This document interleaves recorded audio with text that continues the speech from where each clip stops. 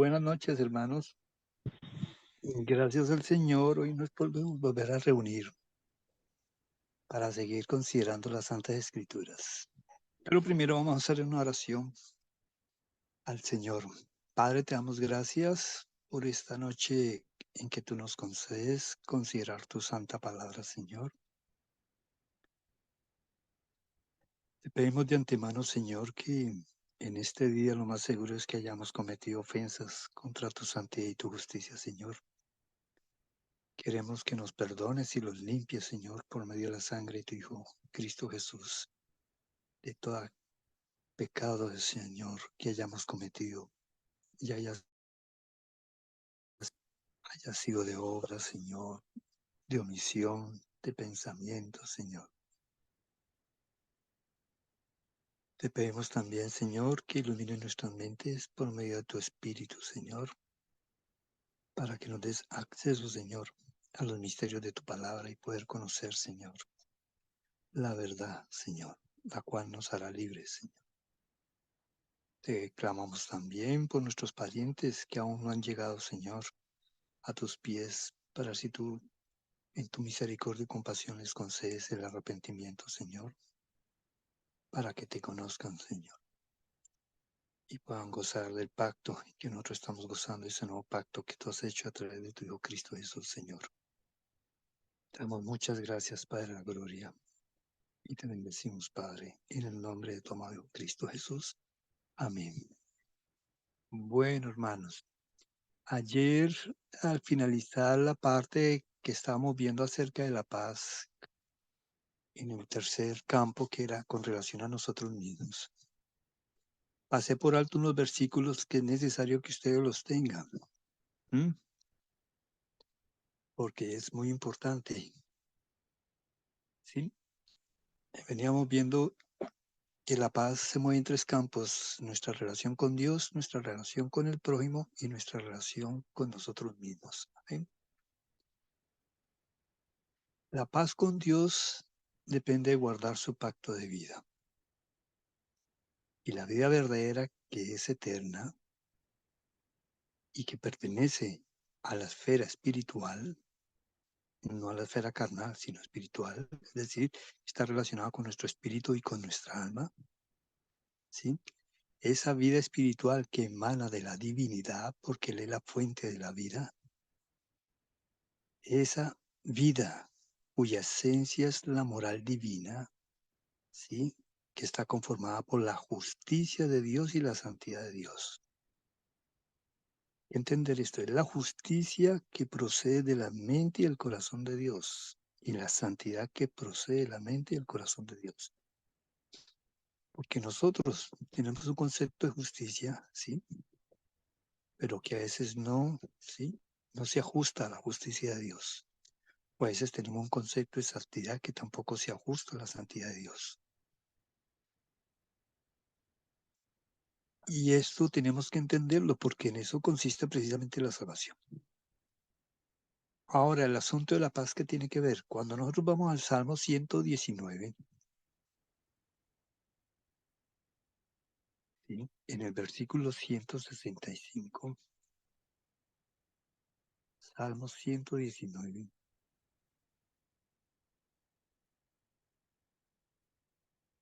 versículo 165, dice lo siguiente: mucha paz tienen los que aman tu ley, y no hay para ellos tropiezo. ¿Por qué? Porque la paz es el fruto de caminar en la justicia de Dios, que es la ley de Dios, pero es la ley moral divina. No tiene que ver con la ley de sacrificios de animales, no tiene que ver con la ley cultural, sí, que tenían que ejercer los sacerdotes de la línea de Aarón, ¿m? En el templo. Es la ley moral divina, cuya base son los 10 mandamientos, y que el Mesías lo resume en dos, ¿no? Amarás a tu prójimo y amarás al Señor. ¿Sí? Pues bien, dice el Salmo 119, 165 que mucha paz tienen los que aman tu ley. Pero entonces la paz interna nuestra depende de cuánto amemos nosotros realmente la ley de Dios, es decir, la ley de la vida. ¿Eh? Y mira que es un versículo muy interesante. Lo mismo en el Salmo 85, 10. ¿Sí? También hay algo muy interesante allí. Salmo 85, versículo 10 dice, la misericordia y la verdad se encontraron, la justicia y la paz se besaron. No puede haber paz si no caminamos en justicia. Amén. Porque el resultado de caminar en la justicia es precisamente la paz. Se besaron, es una relación de amor. Si amamos la ley de Dios, hay paz, como lo que está diciendo el Salmo 119, versículo 165. Ambas van de la mano. Amén. No olvidemos lo que dice precisamente Isaías en el capítulo 32, versículo 17, donde dice, y el efecto de la justicia será la paz, y la labor de la justicia, reposo y seguridad para siempre. El efecto, es decir, cuando nosotros trabajamos en la justicia de Dios, el resultado de eso será la paz. Y la labor de la justicia es, si todos los días estamos trabajando en la ley de Dios, pues traerá reposo y seguridad para siempre. Amén. Entonces nunca olviden que el fruto de la justicia es la paz. Por eso Santiago también dice en el capítulo 3. Santiago, capítulo 3. El último versículo, que es el 18, dice, el fruto de la justicia se siembra en paz para aquellos que hacen la paz. ¿Y quiénes son los que hacen la paz? Los que caminan en la justicia de Dios. Amén. Siempre la justicia y la paz están relacionadas. Paz, justicia, justicia y paz. Y hay algo muy interesante con respecto al Mesías. Y es que el Mesías Cristo Jesús, cuando estuvo aquí en la tierra, él obró como hombre. Filipenses es muy claro, y esto es algo que nosotros tenemos muy que tener en serio en el capítulo 2 de la carta a los Filipenses. ¿Sí? Porque muchas personas dicen, no, es que Jesucristo es Dios. Claro, Jesucristo es Dios, pero cuando Él estuvo aquí, ¿sí? Como el Mesías, no hizo uso de su naturaleza divina. Él actuó como un hombre, como nosotros. Un hombre, carne y hueso, con sangre y todo, con las mismas debilidades y todo. Eso hay que entenderlo. ¿Sí? Precisamente Filipenses 2, ¿sí? Dice a partir del versículo 5 hasta el 11. Haya pues en vosotros este sentir que hubo también en Cristo Jesús. Un sentir, dice, el cual siendo en forma de Dios, no estimó el ser igual a Dios como cosa a que aferrarse, sino que se despojó a sí mismo, tomando forma de siervo, hecho semejante a los hombres. Y estando en la condición de hombre, es decir, en su naturaleza humana, sin hacer uso de la naturaleza divina, porque se despojó de ella, dice que se humilló a sí mismo, es decir, que sometió su voluntad a la voluntad del Padre Eterno, como hombre, como ser humano, ¿sí? Haciéndose obediente hasta la muerte y muerte de cruz.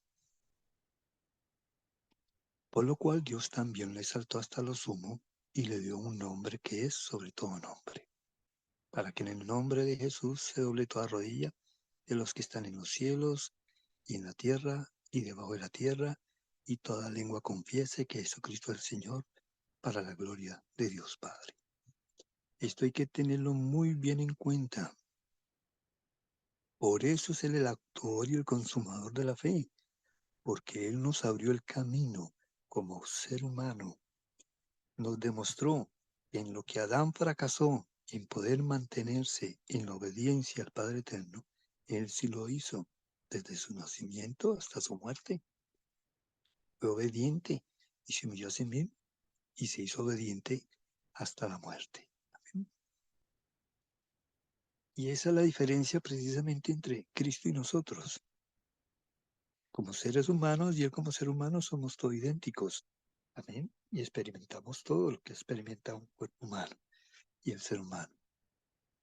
La diferencia es que nosotros no hemos sido obedientes a la voz del Padre y Él sí lo fue.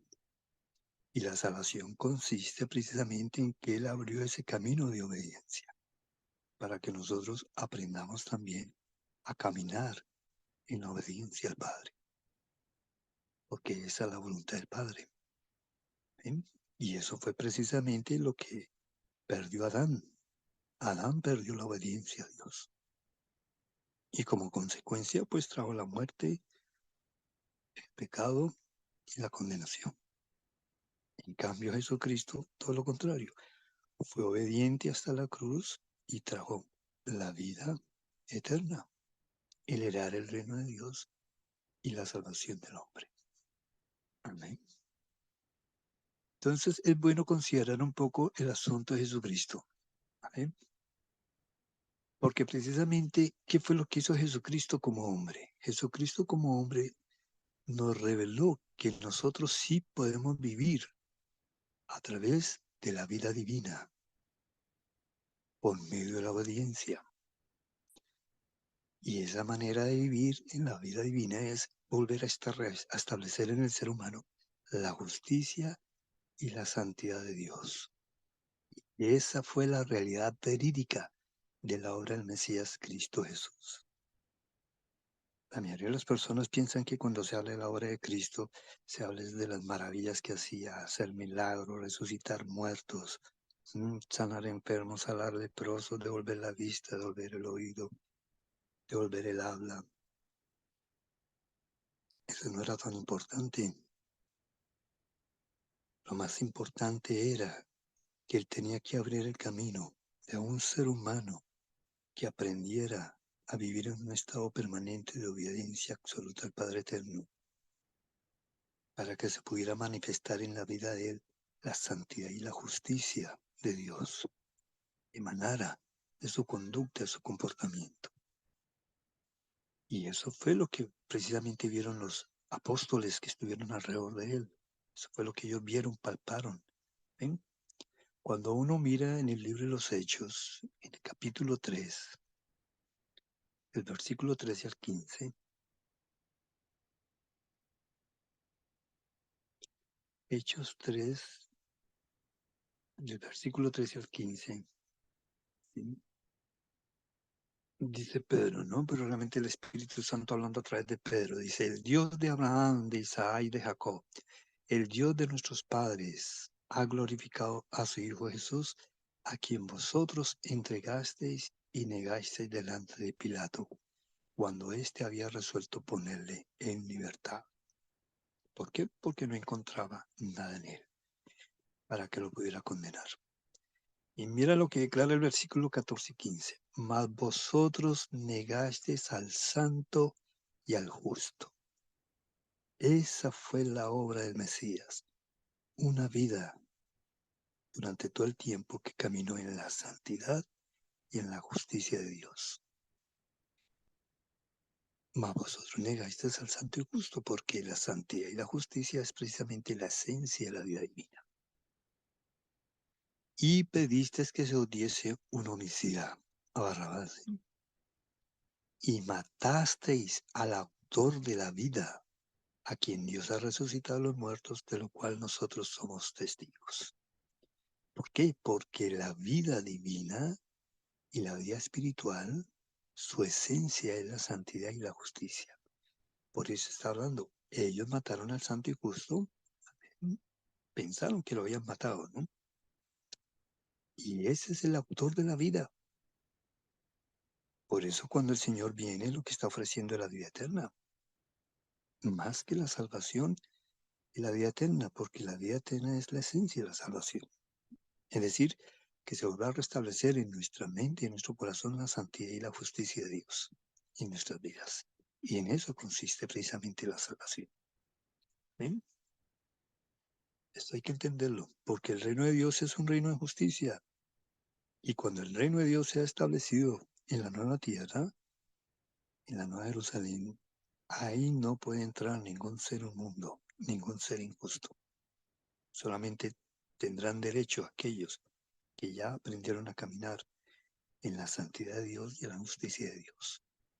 Y quien determina eso es precisamente la ley de la vida. ¿Amén? La ley de los 10 mandamientos. El amar a Dios y el amar al prójimo. ¿Amén? Entonces, Pedro está declarando por medio del Espíritu que ellos habían asesinado al autor de la vida. Y las características de la vida es precisamente santidad y justicia. Amén. Cuando uno mira en el Evangelio de Juan, en la primera epístola, perdón, la primera epístola de Juan, en el capítulo 1, y lea 1 del 1 al 5, primera epístola de Juan, capítulo 1, el versículo 1 al 5 dice, lo que era desde el principio, lo que hemos oído, lo que hemos visto con nuestros ojos, lo que hemos contemplado y palparon nuestras manos tocante al verbo de vida. Porque el verbo de vida siempre ha existido con el Padre. Por eso lo que era desde el principio. Ellos lo oyeron, ellos lo vieron, ellos lo palparon con sus manos de vida. Curioso, no está diciendo el Mesías, está diciendo el verbo de vida, es decir, la palabra de vida manifestada en un ser humano. Versículo dice, porque la vida fue manifestada y la hemos visto y testificamos. ¿Y qué fue lo que ellos vieron? Pues vieron a un hombre humano que caminó todo el tiempo en justicia y en santidad. Eso fue lo que ellos vieron, eso fue lo que ellos palparon, eso fue lo que ellos contemplaron. ¿Sí? Ellos no vieron ningún sistema religioso, ellos vieron un ser humano donde estaba la plenitud de la vida divina expresada a través de ese cuerpo humano, de ese ser humano. Y lo que se expresaba era precisamente su carácter de santidad y su carácter de justicia. Amén. Versículo 2, porque la vida fue manifestada y la hemos visto y testificamos y os anunciamos la vida eterna, la cual estaba con el Padre y se nos manifestó. La vida eterna es el verbo de vida, es la palabra de Dios, hecha carne. Versículo 3, lo que hemos visto y oído de eso os anunciamos para que también vosotros tengáis comunión con nosotros. Y nuestra comunión verdaderamente es con el Padre y con su Hijo Jesucristo. Estas cosas os escribimos para que vuestro gozo sea cumplido. Y este es el mensaje que hemos oído de él y os anunciamos. Dios es luz y no hay ningunas tinieblas en él. Eso fue lo que vieron. Vieron un ser humano que todo el tiempo caminó en la justicia y en la santidad de Dios, donde no hubo ni un solo rastro de tinieblas, de oscuridad, de pecado. Amén. Por eso cuando uno mira en 2 Corintios, en el capítulo 5, el versículo 21 dice, al que no conoció pecado, nunca hubo un rastro de tinieblas, de oscuridad en la vida de él. Es decir, un estado, ¿sí?, de desobediencia. Al que no conoció pecado, por nosotros lo hizo pecado, para que nosotros fuésemos hecho justicia delante de Dios en él. Una justicia que nos ha sido imputada, pero que estamos en la condición de aprender a caminar en ella. Cuando leemos también en la carta a los Hebreos, capítulo 4, versículo 15, dice, porque no tenemos un sumo sacerdote que no pueda compadecerse nuestras debilidades, sino uno que fue tentado según nuestra semejanza, pero sin pecado. Nunca desobedeció la voz del Padre. Nunca violó ningún mandato de la ley de la vida. ¿Sí? Y lo bonito es esto, que Él conoce nuestras debilidades y que se puede compadecer de ellas. Y por eso Él está para ayudarnos, para que esa santidad y esa justicia se vaya forjando en nosotros. Primera de Pedro, en el capítulo 2, ¿sí? Versículo 21 y 22, dice, para esto fuiste llamados, porque también Cristo padeció por nosotros, dejándonos ejemplo para que sigáis sus pisadas. ¿Cuáles pisadas?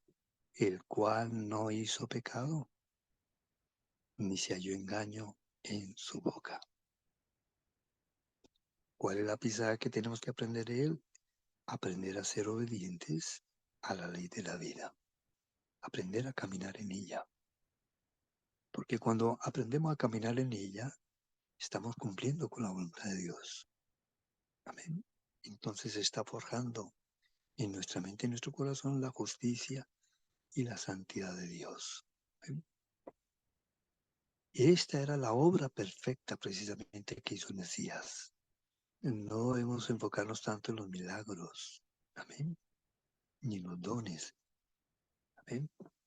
Tenemos que enfocarnos precisamente en este ser humano que nos enseña a aprender a caminar en obediencia al Padre Eterno, para que se forje de nuevo la vida divina, que es la santidad y la justicia en nosotros. Amén. Cuando uno mira en el Evangelio de Juan, precisamente, en el capítulo 8, hay una conversación que tiene el Señor con los judíos. Amén. Y que es bueno considerar, porque estos hombres aborrecían a Dios, aborrecían al Mesías. Sin embargo, el Señor les dice a partir del versículo 43 al 47, hace esta declaración. Y les dice, ¿por qué no entendéis mi lenguaje? ¿Por qué no podéis escuchar mi palabra? Vosotros sois de vuestro padre el diablo, y los deseos de vuestro padre queréis hacer. Él ha sido homicida desde el principio, y no ha permanecido en la verdad, porque no hay verdad en él. Cuando habla mentira, del suyo habla, porque es mentiroso y padre de mentira. Hay que entender que el concepto de la verdad, desde el punto de vista de Dios, significa aprender a caminar en la justicia y en la santidad de Dios. Esa es la verdad. Cuando nosotros no estamos caminando en la justicia y la santidad de Dios, pues inmediatamente los constituimos como hijos del diablo. Así hayamos sido bautizados, así hayamos hecho la oración de fe, ¿m?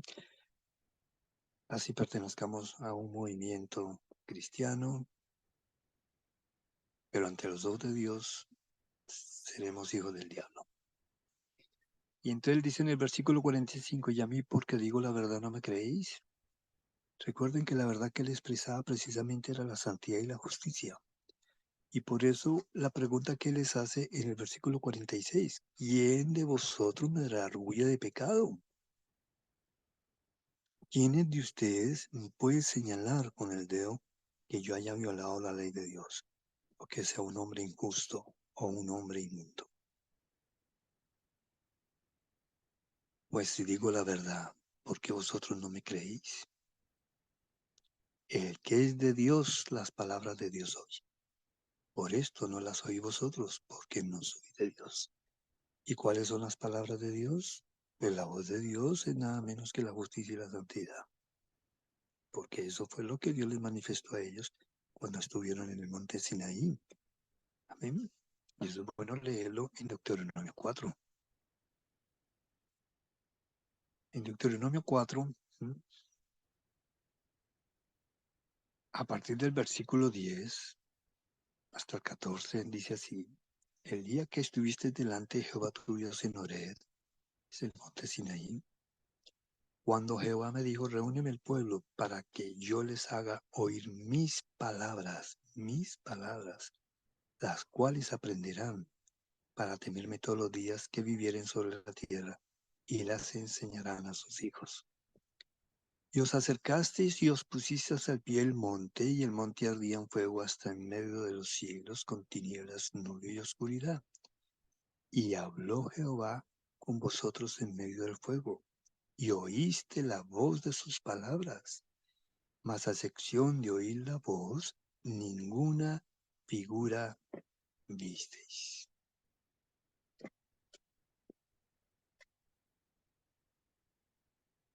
La vida espiritual se basa en tener los oídos afinados a la voz de Dios.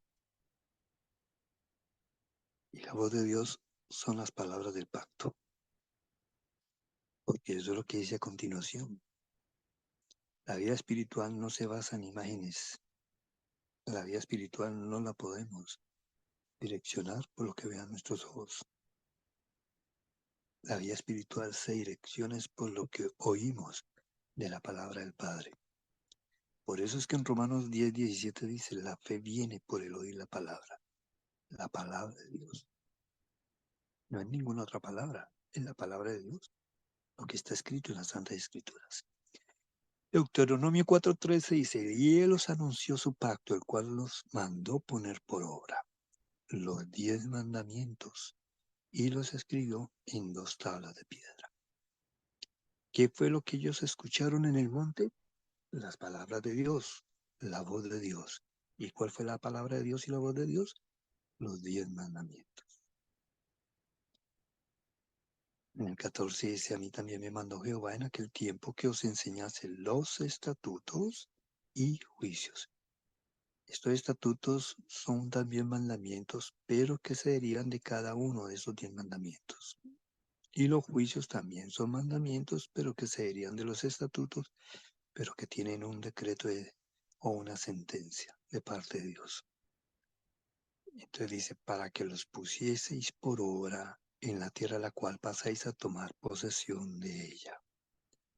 Esa obra que no pudo cumplir a Adán y ningún ser humano sino hasta la venida del Mesías, esa es la obra que él hizo.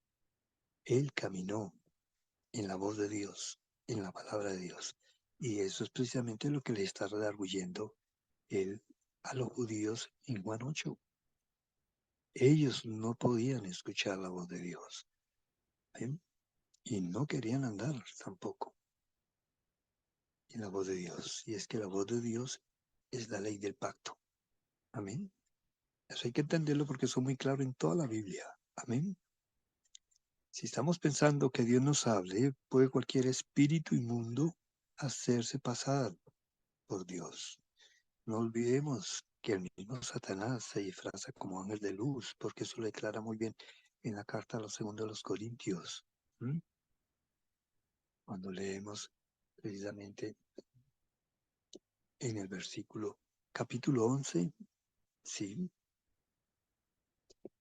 dicen, ¿sí?, en el versículo 3 y 4, dice, pero me temo como la serpiente con su astucia engañó a Eva, vuestros sentidos sean de alguna manera extraviados de la sincera fidelidad a Cristo. ¿En qué consiste la fidelidad a Cristo? Bueno, ahorita continuamos acá. Si nosotros miramos en la carta a los Efesios, en el capítulo 4, vemos con mucha claridad cuál es realmente la fidelidad a Cristo. Si leemos a partir del versículo 20 dice, mas vosotros no habéis aprendido hacia Cristo. Hay algo que tenemos que aprender de Cristo. No olvidemos que son sus pisadas en las cuales tenemos que aprender a caminar, como vimos ahorita en 1 de Pedro, capítulo 2, versículo 21. Dice, mas vosotros no habéis aprendido hacia Cristo, si en verdad le habéis oído y habéis sido por él enseñados conforme a la verdad que está en Jesús. ¿Cuál es la verdad de Jesús? Que era santo y justo. Y eso fue el testimonio que vieron los apóstoles. Versículos, lo primero que nos enseña el Señor dice que en cuanto a la pasada manera de vivir, es decir, aquello que hemos heredado del Adán caído, tenemos que despojarnos del viejo hombre porque está viciado conforme a los deseos engañosos. Esa es la primera enseñanza que nos da el Mesías. Tienen que despojarse del viejo hombre. Tienen que despojarse de todo lo que ustedes han aprendido desde el momento en que nacieron, todo lo que han recibido a través de la tradición de sus padres, de la cultura, de lo que han aprendido en este mundo. Todo eso de lo cual se han llenado su mente con tradiciones, con conceptos, con ideas, con pensamientos, con leyes propias, justicias propias. Hay que despojarse de todo eso. Pablo dice que eso lo tenía considerado como estiércol. Cuando lee uno la carta a los Filipenses en el capítulo 3. ¿Mm? Y Pablo era un hombre muy culto. ¿Sí? Entonces, lo primero que nos enseña Cristo es que tenemos que despojarnos de la vieja manera, del viejo hombre, de esta manera vieja en que vivíamos. ¿Por qué? Porque está ese ahí conforme a los deseos engañosos. Y en el versículo 23 de Efesios 4 dice, renovaos en el espíritu de vuestra mente. Ahí comienza el aprendizaje. Ahí comenzamos a hacer la distinción entre la luz y las tinieblas, a hacer la separación de la luz de las tinieblas. Todo lo que procede del viejo hombre es tiniebla, oscuridad, que conduce a la muerte eterna. Dice, renovaos en el espíritu de vuestra mente y vestidos, ya que nos estamos despojando del viejo, tenemos que vestirnos del nuevo hombre, que fue el que él creó, creado según Dios, en la justicia y santidad de la verdad. Ese es el Evangelio, hermanos. El Evangelio es despojarnos del viejo hombre, amén, que le damos de Adán y de nuestros padres naturales, y vestirnos del nuevo hombre, ¿sí? Que fue el que creó Jesucristo el Mesías, cuya esencia es la justicia y la santidad de la verdad. ¿Sí? Eso es lo que tenemos que decir. En eso consiste precisamente el camino de la salvación. ¿Sí? Ahí es. Entonces, cuando volvemos precisamente a 2 Corintios 11 y leemos en el versículo 3, dice, pero me temo que como la serpiente con astucia engañó a Eva, vuestros sentidos sean de alguna manera extraviados de la sincera fidelidad a Cristo. ¿Y cuál es la sincera fidelidad a Cristo? Pues precisamente que tenemos que aprender a caminar en un nuevo hombre, que fue el que él creó, un nuevo hombre que camina en la justicia y en la santidad de Dios. ¿Ven? Dice el versículo 4 de 2 Corintios 11:4, porque si viene alguno predicando otro Jesús que el que os hemos predicado, o si recibís otro espíritu que no es el Espíritu Santo, Espíritu Santo, Espíritu de santidad y justicia, ¿entienden, hermanos? Porque ahí es donde hacemos la distinción entre un espíritu, el espíritu verdadero de Dios, de los espíritus que no son de Dios. O si recibí otro espíritu del que habéis recibido, u otro evangelio del que habéis aceptado, bien lo toleráis. Este es el problema que tenían los hermanos de Corinto. Y aquí podemos pasar un poquito más adelante. Entonces, él dice a partir del versículo 13, porque estos son falsos apóstoles, quienes, aquellos que vienen predicando, aquel que no está predicando acerca de la justicia y la santidad de Dios, sino otras cosas, está desviando del punto central del Evangelio. Estos falsos apóstoles, obreros fraudulentos que se disfrazan como apóstoles de Cristo. Y no es maravilla porque el mismo Satanás se disfraza como ángel de luz. Así que no es extraño si también sus ministros se disfrazan como ministros de justicia, cuyo fin será conforme a sus obras.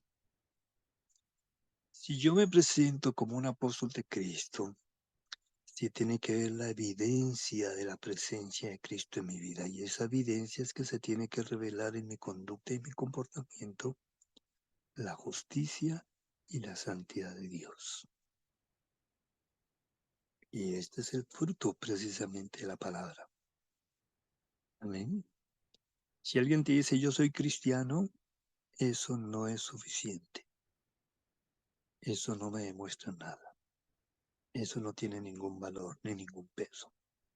Lo que tiene peso ante Dios es, si tú declaras que eres cristiano, demuéstralo. Si es verdad que estás caminando en la justicia y en la santidad de Dios, a través de tu conducta y tu comportamiento. Ese es el verdadero Hijo de Dios. Ese es el verdadero cristiano. No aquel que dice que cree en Dios. Una persona puede decir que cree en Dios. Lo único que está declarando es que no está negando la existencia de Dios. Pero creer en Dios y caminar con Dios son dos cosas muy diferentes. Y tenemos que hacer esa distinción. Así que cualquier persona que dice yo soy cristiano para mí no es suficiente. Solamente puede declarar que es cristiano cuando realmente yo esté caminando con ella y sé. Y a través de su conducta y su comportamiento demostrará si verdaderamente lo es o no lo es. ¿Sí? Porque Judas se condenó. Judas fue un hombre que hizo milagros. Fue un hombre que predicó la palabra. Judas fue un hombre que sacó demonios. Sin embargo, no caminó en la justicia de Dios. Seguía robando, seguía extrayendo de las ofrendas.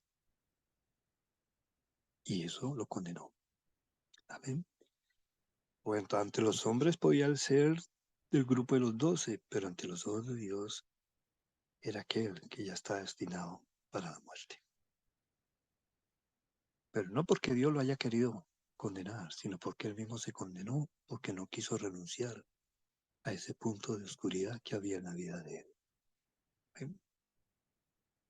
Entonces son las cosas, precisamente lo que dice el Señor, se tienen que despojar del viejo hombre con todos sus hechos. ¿Sí? Amén. Pues bien, hermanos, entonces la obra del Mesías es precisamente eso. Un hombre, un ser humano, ¿sí? Que pudo manifestar aquí en la tierra el caminar, ¿sí? Revelando precisamente, ¿sí? Lo que es caminar en justicia y en santidad. Y eso fue el camino que Él nos abrió, para que nosotros también sigamos esas pisadas. Amén. Cuando ya aprendemos a caminar en ello, entonces en realidad vamos a obtener los tres campos de la paz, porque estaremos haciendo la voluntad de Dios, se estará manifestando el amor hacia el prójimo y nuestra paz interior estará operando en nuestras vidas. Amén. Este era un punto que teníamos que terminar. ¿Eh? Bien, hermano. Entonces ahora sí volvamos al punto de la reconciliación, ¿sí? Que veníamos tratando en Romanos 4. Amén. En Romanos 4 estamos viendo la historia de Abraham. Y habíamos visto el llamamiento de Abraham. Amén. Y cómo Abraham asimiló, ¿sí? El aspecto espiritual del llamado. A pesar de que Dios le había hecho la promesa de que le daría una nueva tierra, sin embargo, sabemos que él no tenía su mirada, ¿sí? En la tierra de Canaán. Su mirada era realmente en la ciudad celestial que Dios ha preparado para sus hijos. Amén. Él tenía la mirada en la Jerusalén celestial. Amén. Y ese es el llamado que nosotros tenemos que entender.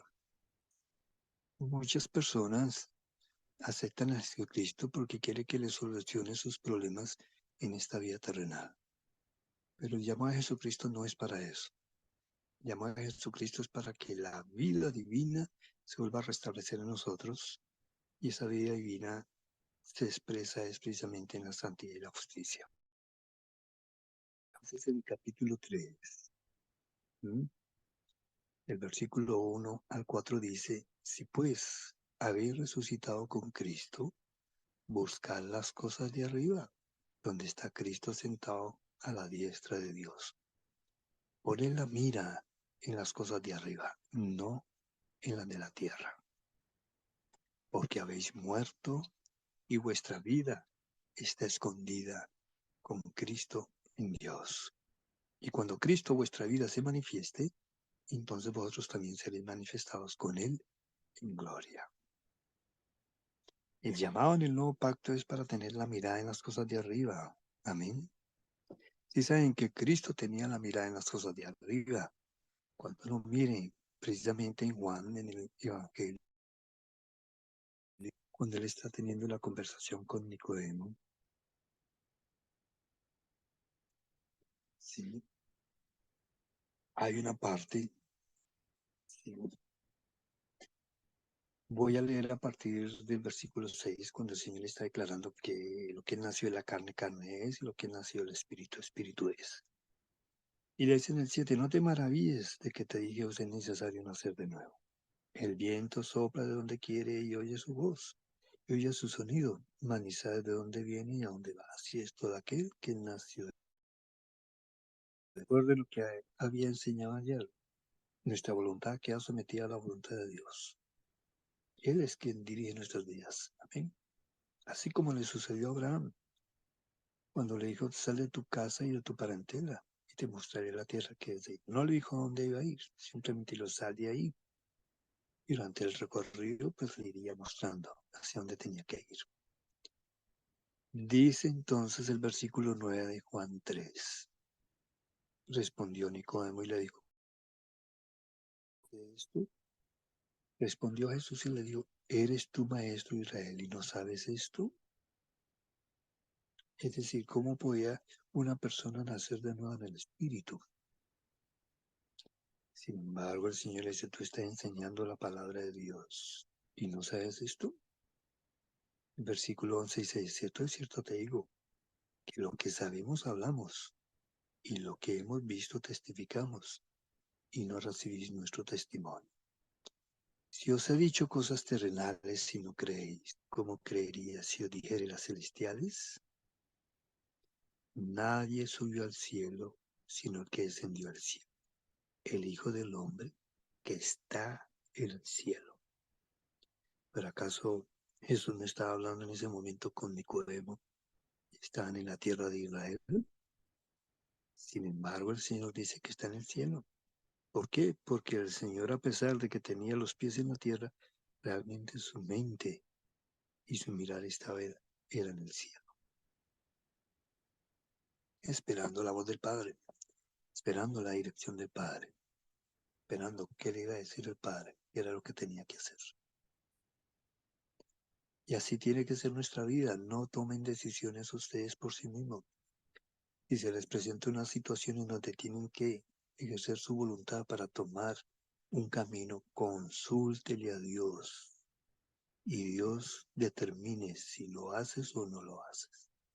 Pero no lo hagas sin consultarle a Dios.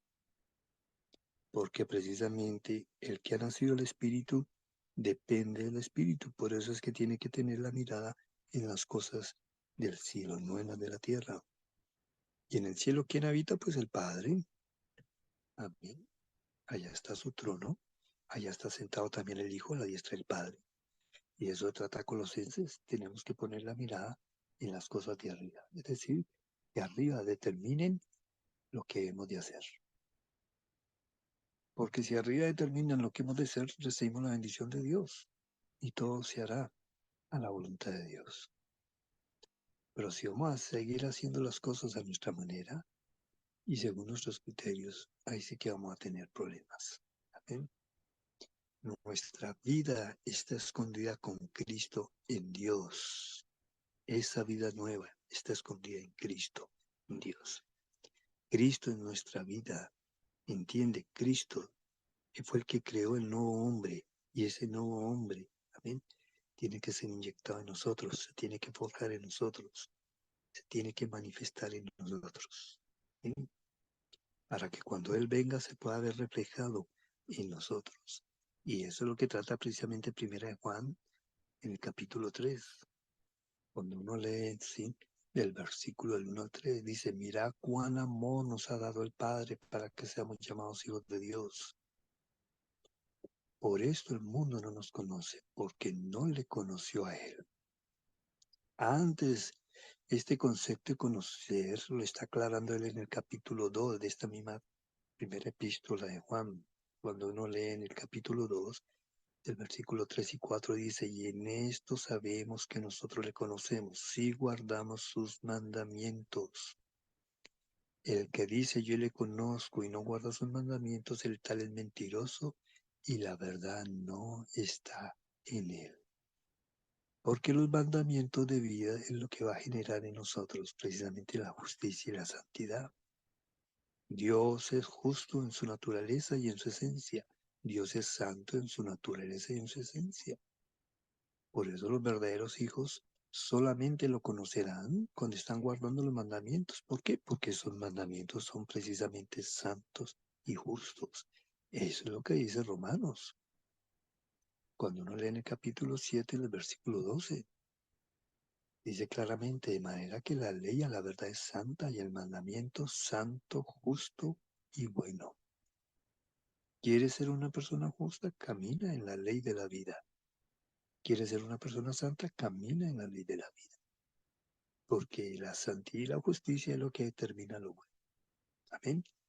Quizá para nosotros lo bueno es poder comprar un carro, un televisor, una casa, una finca.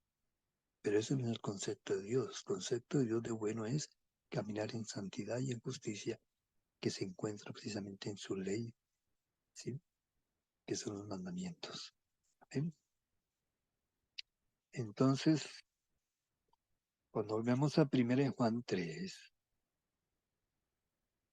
hay que entender que conocer a Dios es caminar en su ley. Amén.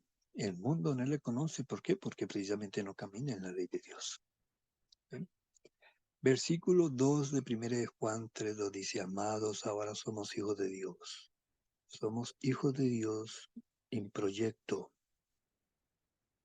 porque tenemos que llegar a consolidarnos como hijos de Dios. Amén. Dice, aún no se ha manifestado lo que hemos de ser. Somos hijos en potencia, pero aún no se ha manifestado lo que tenemos que ser. Pero sabemos que cuando Él se manifieste, seremos semejantes a Él. Y es que la venida del Mesías realmente no es externa, la venida del Mesías comienza internamente en nuestra vida. Es decir, si Cristo se va forjando en nuestra vida, se está formando en nosotros. Y cuando Cristo se está formando en nosotros, cuando estamos aprendiendo a caminar en la santidad y en la justicia de Dios. Porque eso fue lo que Él fue, santo y justo. Entonces dice, mas ahora somos hijos de Dios, pero aún no se ha manifestado lo que hemos de ser, pero sabemos que cuando Él se manifieste, seremos semejantes a Él, porque le veremos tal como Él es. Este ver tal y como es, se tiene que generar primeramente internamente en nuestra vida, es decir, esa imagen que está en el espíritu nuestro tiene que ser transportada a nuestra alma. Y era lo que estamos viendo en Efesios 4. El nuevo hombre creado según la verdad en la justicia y santidad de la verdad. Entonces la manifestación realmente comienza internamente en nosotros. ¿Sí? Versículo 3 dice, todo aquel que tiene esta esperanza en Él se purifica a sí mismo, así como Él es puro. Y el purificarse a sí mismo, ¿qué significa? Que es un trabajo interno que tenemos que hacer nosotros mismos. ¿Cómo nos vamos a purificar? Aprendiendo a caminar en la justicia y en la santidad de Dios. Amén. Así que cuando el Señor viene, cuando le toca el tema del arrebatamiento, Él solamente se va a llevar a aquellos donde Él se ve reflejado. Si Él se ve reflejado en uno de ustedes, se lo lleva. Pero si no se ve reflejado en uno, se queda. Amén. Esa es la verdad, hermanos. Por eso, Hebreos, hay un pasaje que está en el capítulo 9 para finalizar, ¿sí? El versículo 28 dice, así también Cristo fue ofrecido una sola vez para llevar los pecados de muchos, y ya aparecerá por segunda vez sin relación con el pecado, para salvar a los que le esperan. ¿Quiénes son los que le esperan? Aquellos donde Cristo ya se está forjando en ellos. ¿Por qué? Porque en ellos ya el pecado no opera. El pecado ya murió en ellos. En ellos lo que mora es la justicia y la santidad. Y recuerden que pecado no se refiere a los frutos del pecado, se refiere al estado de desobediencia a la voluntad de Dios. Eso es lo que significa pecado, desobedecer la ley de Dios. Eso está muy claro en 1 Juan 3:4. Dice, todo aquel que comete pecado infringe también la ley, pues el pecado es infracción de la ley. La esencia del pecado es un estado de no querer obedecer la ley de Dios. Esa es la esencia del pecado, ese es el pecado, ese es el concepto de Dios acerca de pecado. Nunca olviden eso, en singular, pecado significa no obedecer la ley de Dios. Amén. Bueno, hermanos, paramos acá, Dios mediante, y entonces, Dios mediante, continuamos el otro jueves. Que el Señor les bendiga, Señor, y que el Espíritu confirme lo que hemos leído hoy de su palabra en sus corazones. Shalom, hermanos, y bendiciones.